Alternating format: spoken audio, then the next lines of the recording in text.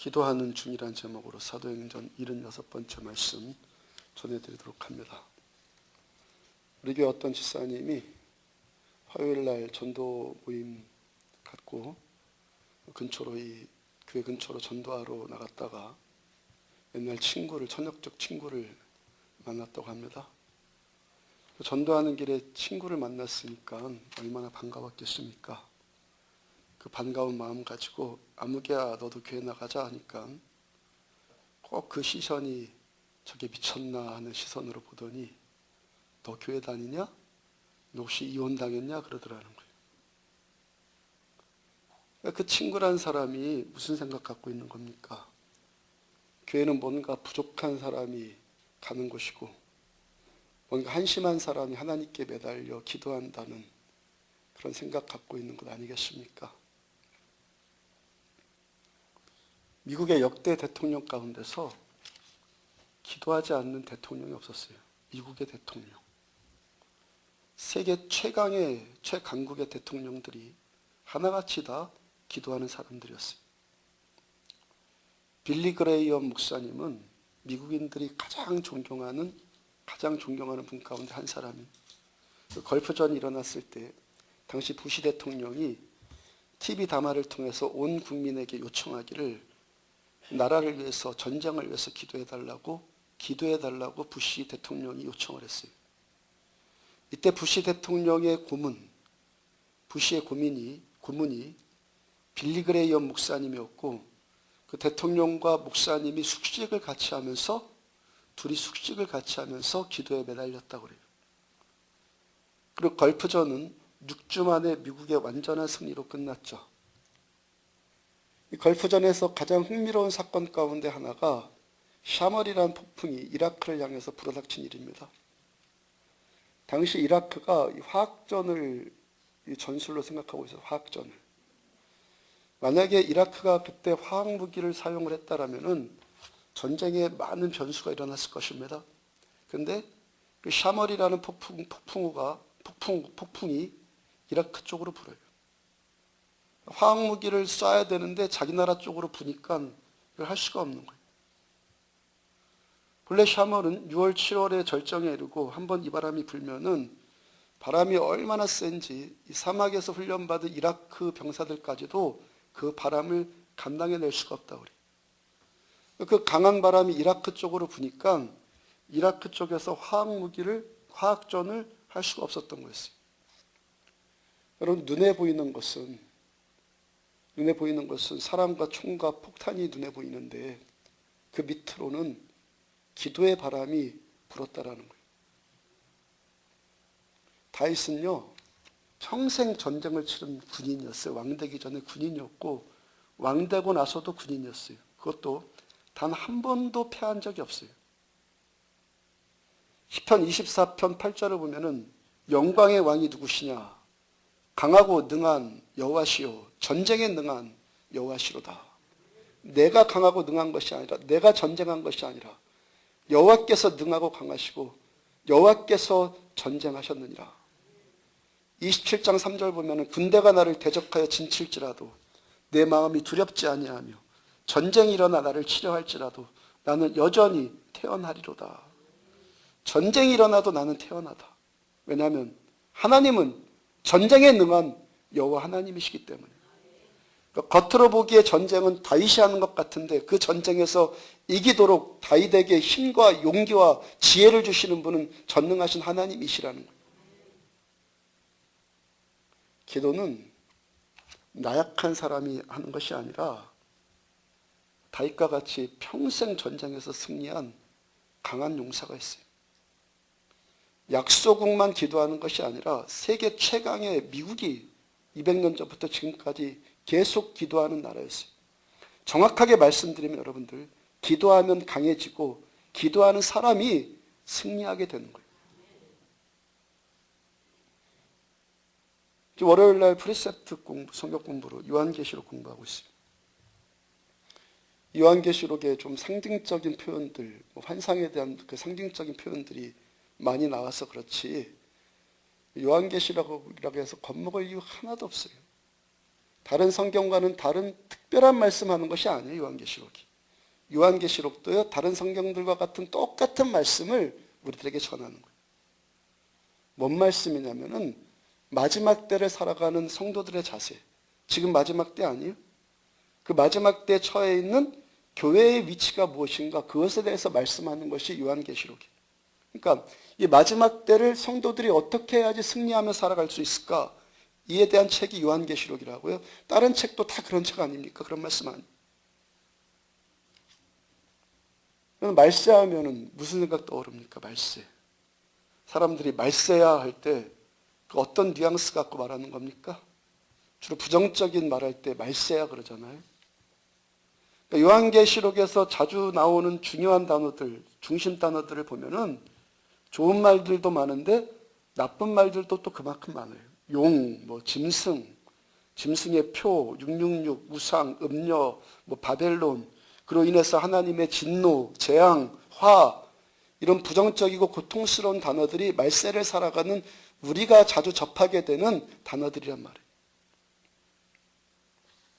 말세에 살아가는 우리들. 요한계시록 5장 8절 보면은 네 생물과 24장로들이 그 어린 양 앞에 엎드려 각각 검은 거와 향이 가득한 금 대접을 가졌으니 이 향은 성도의 기도들이라. 요한계시록에서 성도라는 단어를 다 검색해 봐갖고 성도라는 단어를 다 검색해 보니까, 다 찾아보니까 5, 6구절 정도가 나오는데, 성도가 기록된 성경 구절이 5, 6구절 나왔는데 그 중에 2구절, 그 중에 3구절이 이런 말씀, 이 말씀이에요. 성도가 누구냐? 네 생물과 24장로들이 그 어린 양 앞에 엎드려 각각 검은 거와 향이 가득한 금 대접을 가졌으니 이 향은 성도의 무엇이라? 성도의 기도라.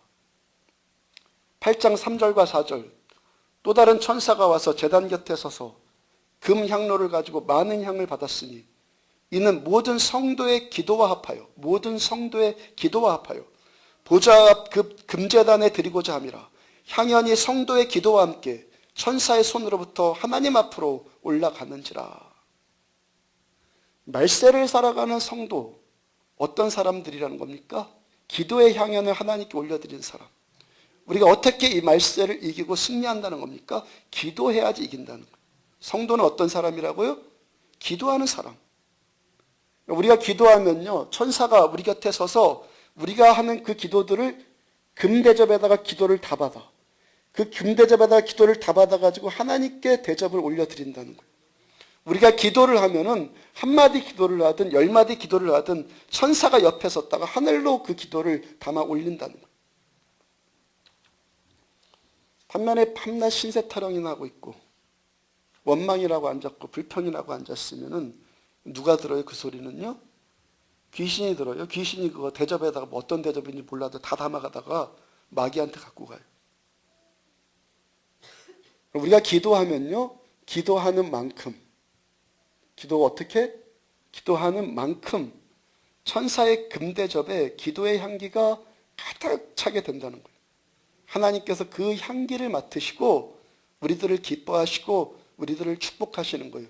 구약의 예배를 드릴 때, 구약에서 제사를 드릴 때 가장 많이 올려드리는 제사가 어떤 제사였어요? 향기의 제사. 하나님께서 그 향기를 맡으시고 그 제물을 받으시고 우리들을 축복해 주시는 거예요. 그 향기가 뭐라는 거예요? 기도. 자, 2주 전에 추석 때 서울에 가서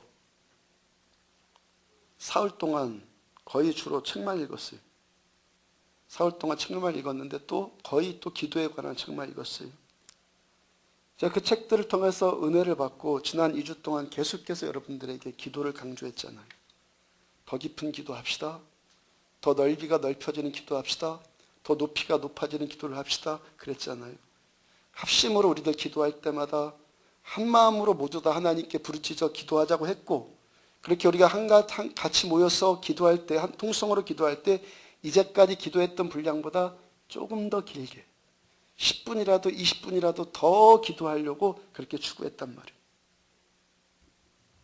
지난 2주 동안에요, 눈에 띄는 일들이 더 많이 나타났어요. 집사님 한 분은요, 몇 개월 동안 질병 때문에 고통스러워하다가 목사 신경 쓰게 하지 않겠다고 말 안 하고 있다가 도저히 아파가지고 못 참겠어가지고 저에게 기도를 부탁하셨고요. 우리들 함께 기도하기 시작했잖아요. 누구를 놓고 기도합시다. 많은 부분 지금 그분 많은 부분 치유받고 있다고 저에게 고백을 해요. 지난주 오후 예배 때요. 함께 예배드린 성도들 3분의 2 이상이 치유받은 분 손들어 보라고 하니까 3분의 2 이상이 지난주에 손들었잖아요. 기도는 여러분들 그냥 하는 일이 아니에요. 종교적인 관행 아닙니다. 현실입니다. 실제예요. 기도는 현실이고 실제란 말이에요. 믿고 기도하면요. 믿고 기도하면 기도한 만큼 그대로 되는 줄로 믿으십시오. 믿음으로 기도하면 천사가 그 기도를 금대접에 받아서 하나님께 올려 바친단 말이에요. 하나님께서 그 기도의 향례를 받으시고 저 여러분들을 축복하시는 줄로 믿으십시오. 말세를 살아가는 성도에 대한 성경의 정의가 뭡니까? 성도는 어떤 사람이요? 성도는 기도하는 사람이 성도다 그래요. 기도할 때 세상을 이기고 기도할 때 하나님의 축복을 받는단 말이에요. 예수님께서 12살 되던 해에 예루살렘 성전에 올라가셨어요. 유대인들의 전통에 의하면요. 소년이 만 12살이 되면은 성인식을 합니다.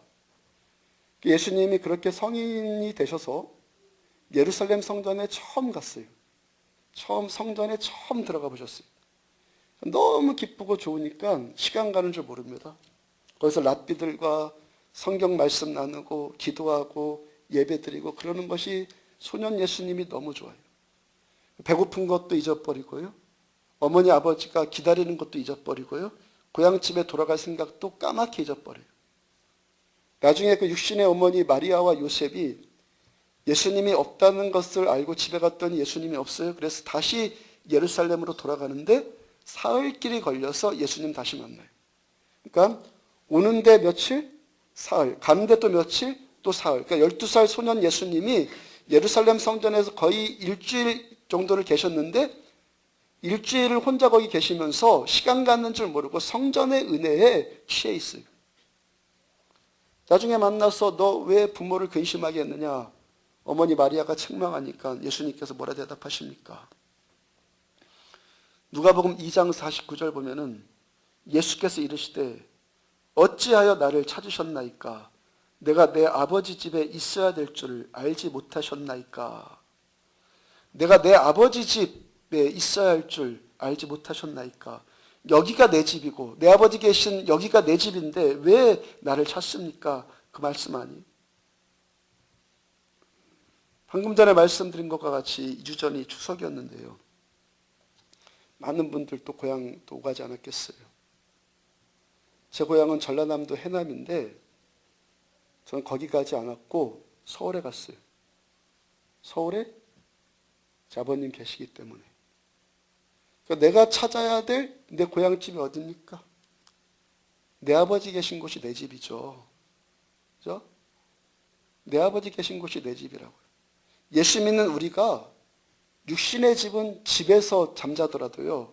저 여러분들이 항상 있어야 될 마음의 집, 우리가 마음 두어야 할 집이 어디입니까? 이거 성경적으로 새기시기를 축복합니다. 이 시대가 타락하니까 이 성전의 개념이 완전히 소멸되고 가고 있어요. 점점 소멸되고 가고 있어요. 내 집이요, 내 집이. 내 집이 어디요? 내 아버지 집. 또 하나님께서 임재해 계신 이 성전의 집, 이 예배의 집이 저 여러분들의 집이에요. 우리 성도들 하나님의 백성들에게 있어서 진짜 집은 내 주님이시고 우리들의 왕이신 하늘아버지께서 임재해 계신 여기가 우리들의 집이란 말이에요. 예수님 고백했잖아요. 여기가 내 아버지 집이라고. 내 집이라고. 최근에 새신자 한 분이 지금까지 살면서 이런 마음은 처음이다 그래요. 자기 형편 살펴보면은 답답하고 불안한 일들 뿐인데 마음이 너무 편안해진다는 거예요. 세상에 이런 일도 경험할 수 있구나. 세상에 이런 일도 경험할 수 있구나. 교회 와서 처음 경험해 봤다고 그래요. 2주 전에 금요 심야 기도회 때는요. 어떤 집사님이 우리가 예배하는 교육관 문을 열고 들어오는 발 딛는 그 순간에 하나님의 임재가 느껴지면서 몸에 막 전율이 일어나더라는 거예요. 많은 성도들이 그러잖아요. 오후 예배 참석하는 분들이, 드리는 분들이 주일 행사가 있어서 오후 예배 드리지 못한 날은 너무 섭섭하고 허전하다 하잖아요. 저 여러분들은 이 집에 들어설 때마다, 여기 들어설 때마다 감격하고 찬양 드릴 때마다 행복의 극치감을 경험하기를 축복합니다. 이렇게 하나님 예배하다가 죽어도 좋겠다는 마음 들기를 축복합니다. 그런 마음 드는 곳, 여기가 소년 예수님이 일주일 동안이나 그 일상을 벗어나서 떨어져 있는데도 전혀 불편함이나 전혀 낯설음이 느껴지지 않고 오히려 행복하기만 했었던 내 아버지 집. 내가 내 아버지 집에 있어야 합니다. 여기가 내 집입니다. 말씀하신 예수님께서 잠시 후에 그 내 아버지 집의 본질에 대해서 또 말씀하세요. 마가복음 11장 17절을 보면은 기록된 바 내 집은 만민이 기도하는 집이라. 예수님의 집은 어디였어요? 성전. 그럼 그 성전의 가장 중요한 본질이 뭐라고 주님께서도 말씀하셨어요? 내 집은 만민이 기도하는 집이다. 우리가 여러분들 이 집에서 어떻게 할 때 그 영적인 그 행복의 극치감을 경험합니까? 기도할 때. 성도는 어떤 사람이라고요? 기도하는 사람. 성도들이 모이는 이 집은 어떤 집이라고요? 기도의 집. 우리가 여기에 모여서 이렇게 기도할 때 이 성전이 참 성전 되는 줄로 믿습니다. 기도하는 성전일 때 이 성전이 성전 된다는 거예요. 여기서 우리가 기도함으로 성전이 성전되게 할 때 저 여러분들이 세상에서 승리하는 삶을 살게 된다는 거예요. 사울이 빛으로 임하시고 음성으로 임하신 예수님 만나고 나서 이 전 구절에서 그 자리에서 고꾸라지고 시력을 잃어버려요. 거기서 다른 사람의 손 이끌려서 다메섹 직가라고 하는 거리에 있는 유다라는 사람의 집으로 들어갔습니다. 거기서 식음을 전폐한 지 사흘이 지났을 때 또 주님의 말씀이 임합니다. 오늘 보면 10절과 11절 보면은 그때가 언제예요? 그때가 언제죠? 사울이 식음을 전폐한 지 사흘 되었을 때 다메섹에 아나니아라는 제자가 있더니 주께서 환상 중에 불러 이르시되 아나니아야 하시거늘 대답하되 주여 내가 여기 있나이다 하니 주께서 이르시되 일어나 직가로 하는 거리로 가서 유다의 집에서 다소 사람 사울이라 하는 사람을 찾으라. 그가 기도하는 중이니라. 이제부터 주님께서 아나니아라는 사람을 통해서 사울을 회복시킬 계획이에요. 사흘 동안 감겼던 눈을 뜨게 해주실 것이고 사울에게 앞으로 행할 일들을 말씀으로 일러주실 거예요. 그래서 주님께서 아나니아가 또 기도하는 가운데 환상 중에 또 아나니아에게 말씀해 주시는데 다메섹 직가에 가서 다섯 사람 사울을 찾아 만나라 말씀을 주셨어요. 11절 후반부를 다시 보면은 뭐라 말씀하십니까? 다섯 사람 사울이라 하는 사람을 찾으라. 그가 뭐 하는 중이다고요? 기도하는 중이니라. 지난주 말씀에 사울이 눈을 보지 못하게 된 것, 시력을 잃어버린 것은 자기 의지가 아니라고 그랬죠. 자기가 원해서 된 일이 아니에요. 눈이 안 보이는 것. 그런데 그 눈이 안 보이는 사흘 동안 절망하고 좌절하고 원망불평하는 것 대신에 내 눈이 왜 이렇게 됐습니까? 하고 절망하는 것 대신에 식음을 전폐하는 금식 기도를 한 것은 사울이 자발적으로 한 것이라고 말씀 전해드렸어요. 사울은 앞이 안 보이는 그 절망적인 상황 가운데서 식음을 전폐해요. 신세타랑하고 원망하고 불평하는 대신에 식음을 전폐하는 금식 기도를 하나님께 해요. 주께서 사울의 그 모습 보면서 뭐라 평가하세요? 주님의 평가. 다섯 사람 사울을 찾아라. 그가 기도하는 중이니라. 찾아라. 중이니라. 찾아라. 기도하는 중이니라. 다섯 사람 사울과 기도하는 사람을 동격으로 하고 하나님이 누구를 찾으신다는 거예요? 누구를? 기도하는 사람에게 하나님의 시선이 꽂힌다는 거예요. 주님 보시기에는 사울은 기도하는 사람이었고 기도하는 사람은 사울이었어요. 사울의 어떤 면이 주님의 그 시선에 들었다는 겁니까? 기도하는 모습. 여러분들 우리들의 어떤 모습이 주님의 시선에 듭니까? 기도하는 사람. 성도는 기도하는 사람이고 교회는 우리가 마음 두어야 할 내 아버지 집이고 그리고 그 집은 어떤 집? 기도하는 집이기 때문에 주님의 목적, 교회를 세우신 주님의 목적과 나의 목적이 일치되니까 주님의 목적과 내 목적이 하나가 되니까 하나님의 눈에 들더라는 거예요. 내 목적과 하나님의 목적이 같아지니까 저와 여러분들이 하나님께 발견되어진다는 거예요. 11절을 중간을 헬라 원문으로 보면은 우리말 성경에는 두 단어가 생략되어 있어요. 보라라는 의미를 가진 감탄사, 이두라는 헬라어, 그 다음에 왜냐하면을 의미하는 접속사 가르, 그 두 단어가 지금 생략되어 있어요. 우리말 성경에는. 그러니까 11절 말씀을 헬라어 원문 그대로 직역을 하면은 다섯 사람 사울이라 하는 사람을 찾아라. 왜냐하면 봐라. 그가 기도한 중이니라. 주님께서 아나니아에게 너는 내가 찾는 사람인 사울을 찾아가라. 왜냐하면 봐라. 그가 기도한 중이기 때문이다.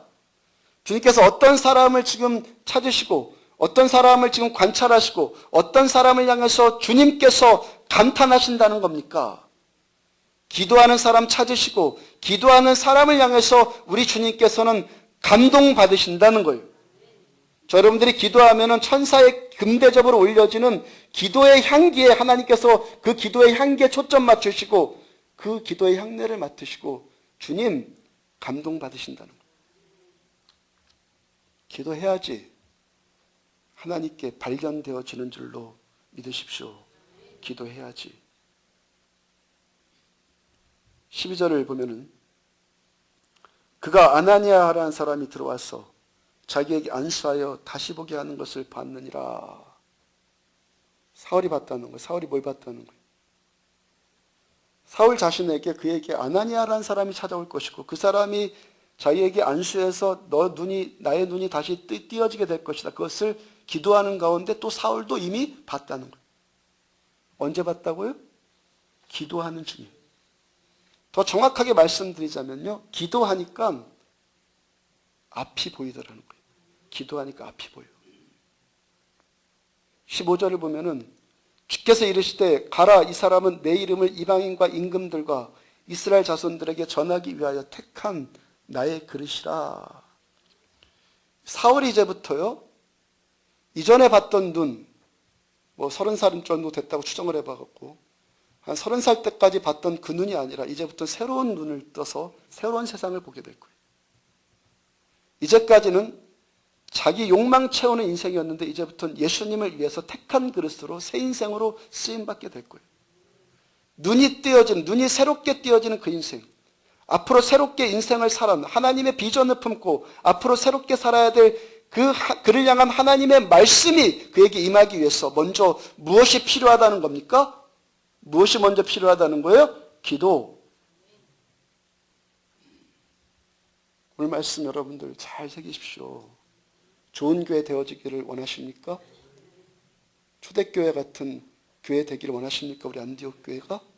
초대교회는요. 기도를 세워진 교회예요.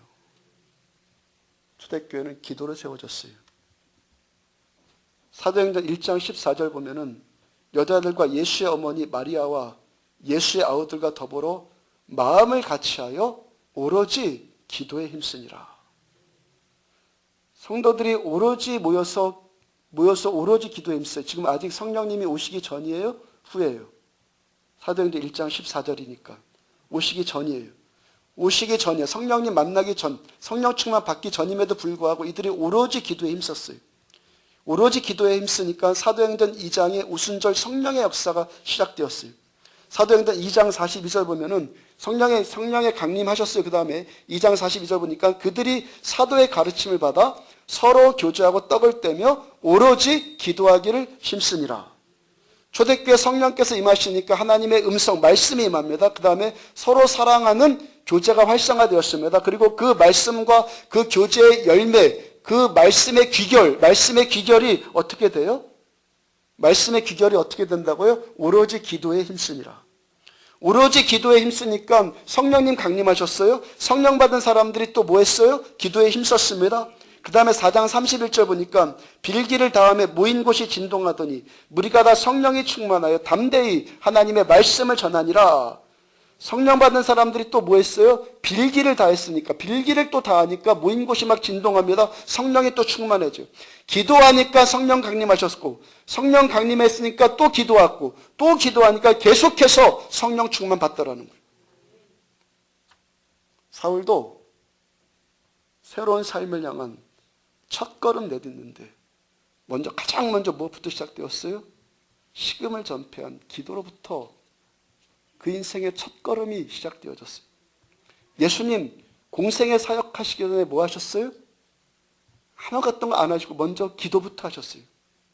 기도로 시작했고 기도로 되었어요. 여기가 어디라고요? 교회.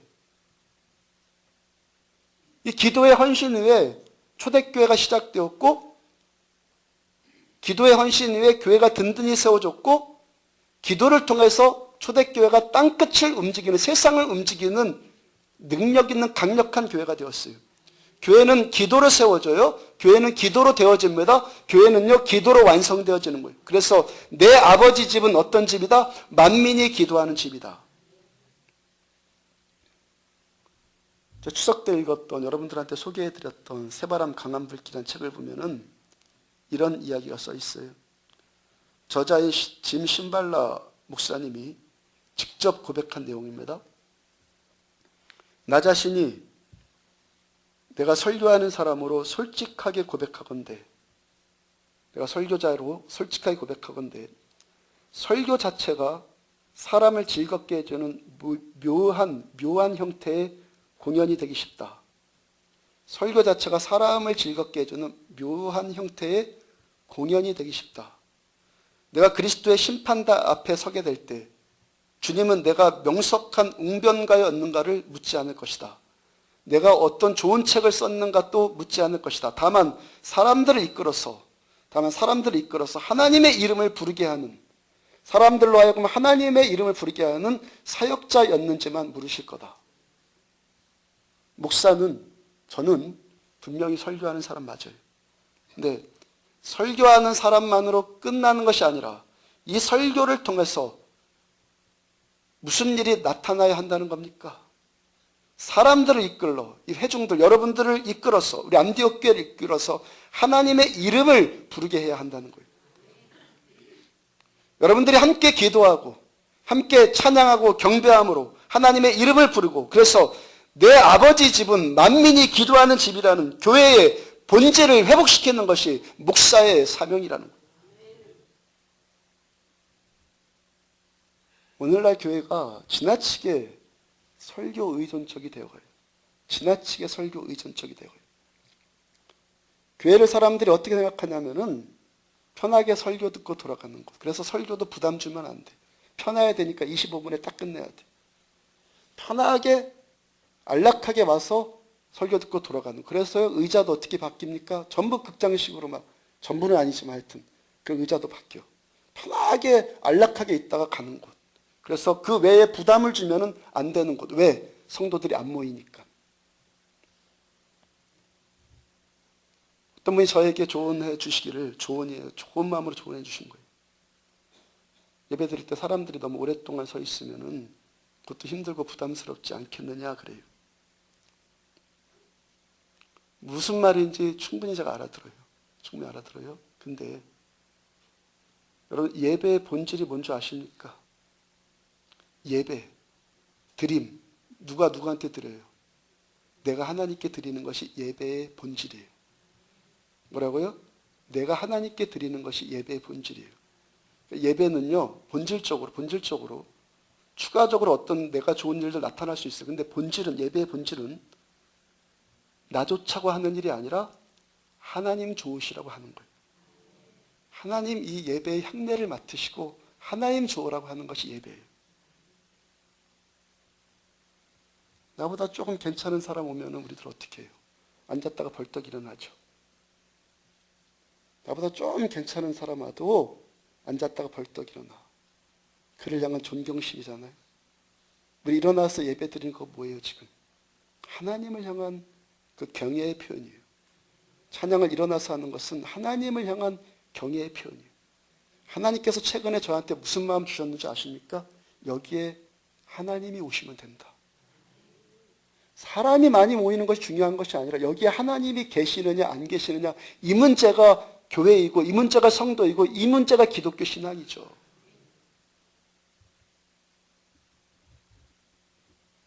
지금 신발라 목사님에 의하면은 그렇게 사람 편리 위주의 예배, 그런 사람 편리 위주의 설교 어떠하다는 거예요? 사람을 즐겁게 해주는 묘한 형태의 공연이 될 수 있다는 거예요. 설교가 여러분들의 귀만 즐겁게 해주는, 아, 참 옳은 소리다, 참 저거 끄떡끄떡하고 그래, 그렇지, 좋은 소리 오늘 많이 들었어. 귀만 즐겁게 해주는 한 가지 형태의 공연이 될 수 있다. 공연 본 사람들이 세상을 바꾸겠습니까? 연극 관람한 사람이 영화 한 편 보고 눈물 흘리고 재밌어서 웃고 그런 감동받은, 그런 재미에 감동받은 사람이 세상 바꿀 수 있는 능력이 생기겠습니까? 초대교회 성도들은 2% 기독교인, 2%의 기독교인이 세상을 바꿨어요. 한국 기독교인들 20%, 30% 자랑이에요. 근데 세상이 변화되기는커녕이고 교회가 욕먹잖아요. 세상에 지탄받잖아요. 초대교회는 목사가 공연하는 교회가 아니라 성도들이 전심으로 하나님의 이름을 부르는 곳이었어요. 전심으로 하나님의 이름을 부르는 곳. 통성기도도 3분 이상 하지 말자고 그래요, 요즘에는. 왜? 성도들이 그거 싫어하니까. 편하게 앉았다 가야지 다음 주에 또 온다고.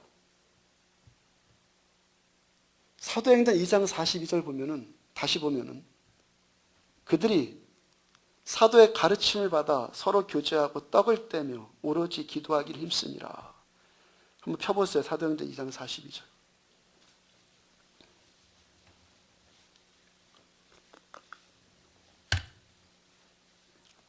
펴셨습니까? 자, 2장 42절 믿음으로 같이 읽습니다. 시작. 그들이 사도의 가르침을 받아 서로 교제하고 떡을 떼며 오로지 기도하기를 힘쓰니라. 초대교회 분명히 사도의 가르침 받았어요. 말씀 중심이 분명히 맞아요.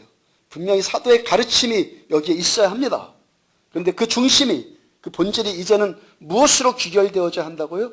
그들이 사도의 가르침을 받아 말씀을 듣고 중간 생략하고 오로지 기도에 힘쓰니라. 이 모습이 어떤 교회예요? 초대교회, 교회의 모습이에요. 제가 지금 전하는 말씀이 성령께서 함께 하시는 말씀이고 살아있고 생명 있는 말씀이라면 우리들 어떤 모습으로 귀결되어져야 한다는 겁니까? 저 여러분들 모두가 오로지 기도에 힘쓰고 더 기도에 힘쓰고 더 하나님의 이름을 부르는 것으로 우리가 귀결되어질 때 여기가 참 교회이고 여기가 참 성도들인 줄로 믿으시기를 바랍니다. 교회는 기도해야지만 교회예요. 그리고 하나님께서는 기도하는 성도에 주목하세요.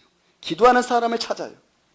기도하며 예배하며 찬양하며 전심으로 하나님의 이름을 부를 때 여기가 어디입니까? 하나님의 집. 사람 편한 곳이 아니라, 사람 편한 것은 두 번째 문제이고 우리가 하나님을 전심으로 부르면은 하나님께서 우리들의 그 찬양 예배 기도를 받으시고 그에 합당한 은혜들을 내려주시는 곳, 여기가 교회예요. 우리 교회가 내 집은 만민이 기도하는 집이라 하나님이 세우신 이 교회의 목적, 교회의 목적과 같아질 때 하나님께서 우리 안디옥 교회 보시고 보라 저 안디옥 교회 좀 봐라. 보라 저 교회 좀 봐라. 저 교회는 지금 기도하는 중이니라. 보라 아무개 성도를 좀 봐라. 저 성도는 지금 기도하는 중이니라. 기도해야지만 하나님 우리들에게 관심을 가지세요. 교회는 부흥해야 합니다. 교회는 부흥해야 돼요.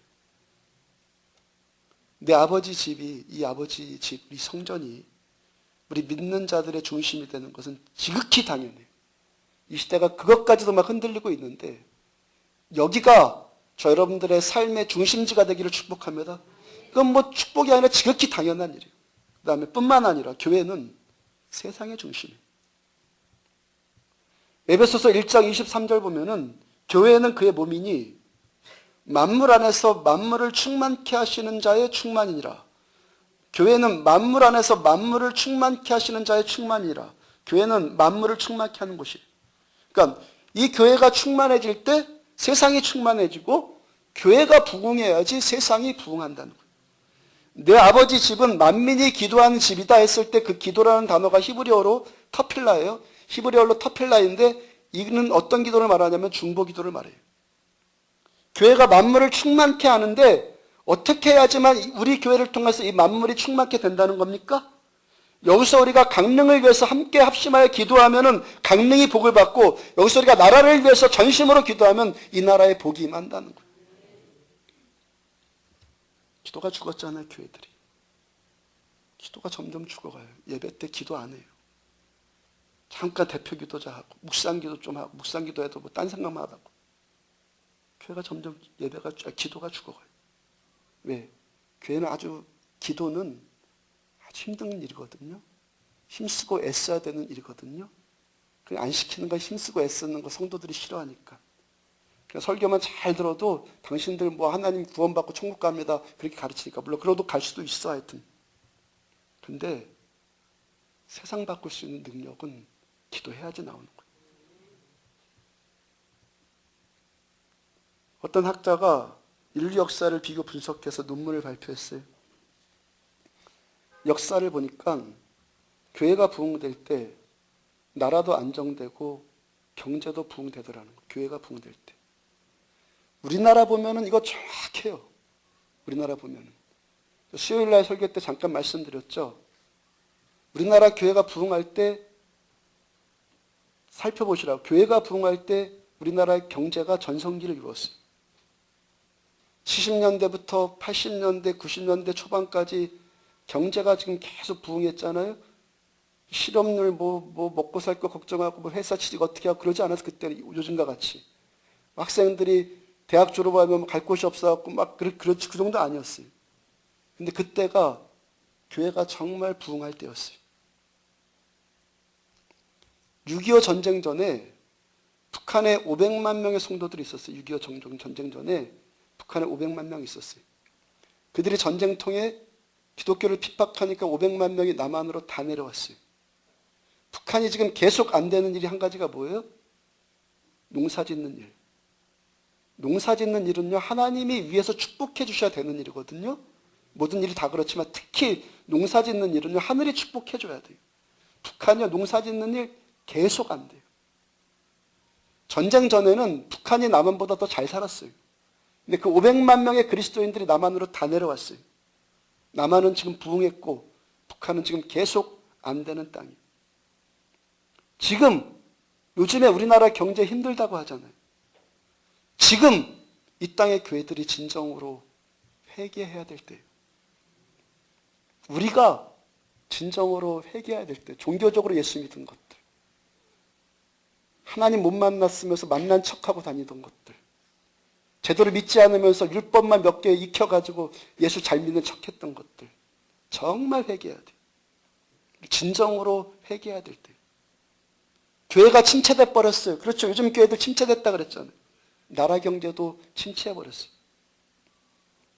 그러므로 교회가 진정으로 부흥돼야 되는 줄로 믿습니다. 진정한 부흥. 사도 바울이 변화된 것 같은 그 부흥. 교회가 잘 돼야 여러분들 잘 되고요.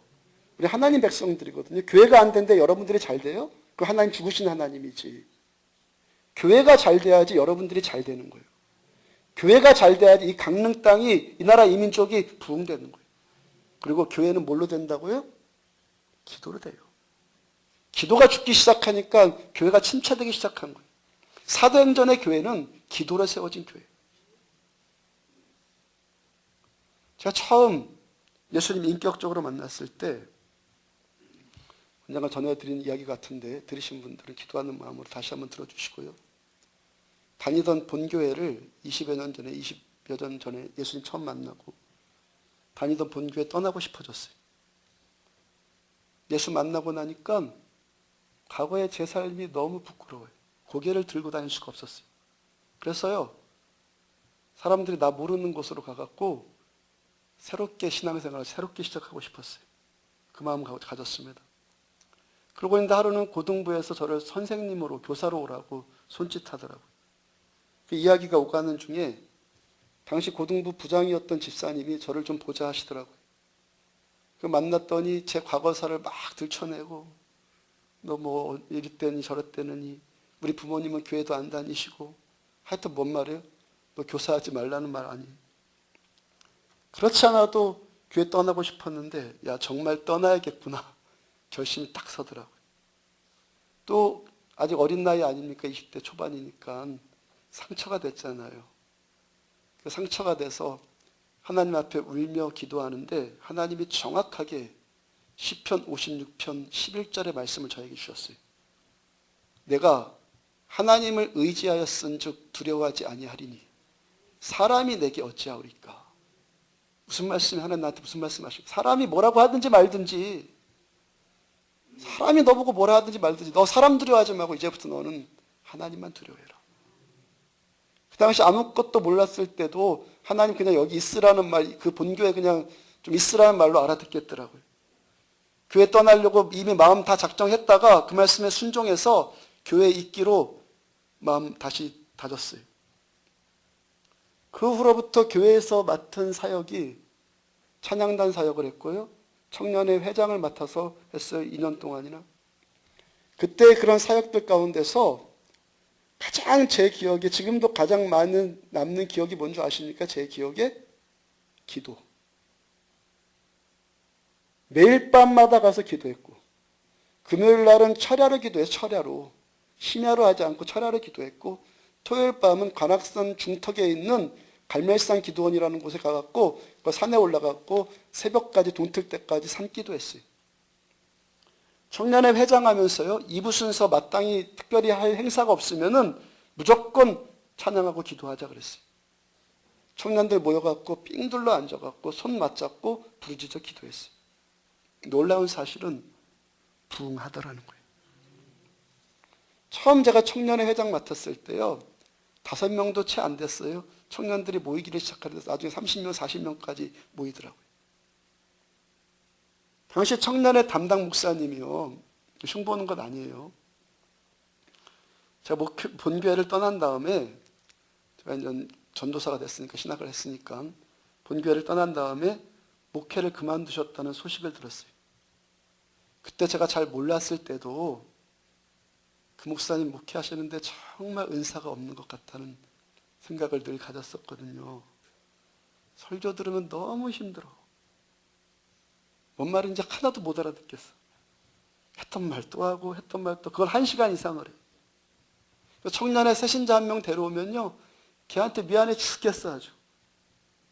그러니까 부흥할 만한 청년회가 부흥할 만한 소지가 없었단 말이죠. 그런데 뭐예요? 부흥하더라는 거예요. 그런데 목사가 좀 못해도 모두가 기도하니까 부흥하더라는 거예요. 심야 기도회 때 제가 인도했던 찬양단이 서서 기도회를 도우니까 심야 기도회를 도우니까 심야 기도 인원이 2배로 늘더라니까요. 성도들이 그 다음부터 저를 칭찬하기를 시작을 해요. 과거에 졌댔니 어땠니 하던 손가락질 하던 분들이 저를 칭찬하기 시작하고 제 착각인지 모르겠는데 그 당시 처녀를 딸로 둔 엄마들 제 1순위 신랑감이 저였어요. 본교에서. 착각도 자유야. 착각이니까 하여튼. 저를 막 칭찬하기 시작했어요. 막 선보라 그러고. 하나님께서 너 거기 있으라 그랬잖아요. 그냥 있으라 그랬죠. 사람 두려워하지 말고 하나님 두려워해라. 있으라 했어요. 그리고 제 명예를 본교회에서 회복시켜 주셨어요. 그리고 부흥의 원리를 깨닫게 해주셨어요. 체험으로.